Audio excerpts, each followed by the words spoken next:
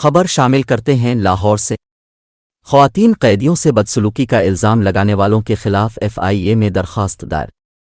کوٹ لکھپت کی انتظامیہ نے جیل میں قید خواتین سے مبینہ بدسلوکی کا الزام لگانے اور پروپیگنڈا کرنے والوں کے خلاف مقدمہ درج کرنے کا فیصلہ کیا۔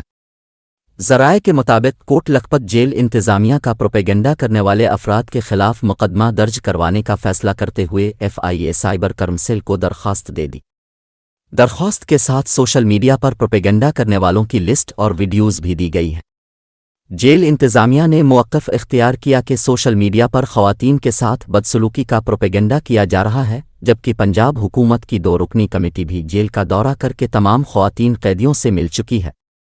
درخواست میں کہا گیا ہے کہ خواتین اسیران نے سوشل میڈیا کے پروپیگنڈے کو جھوٹا قرار دیا۔ پروپیگنڈا کرنے والوں کے قانونی کارروائی کی جائے اور اکاؤنٹس بند کیے جائیں۔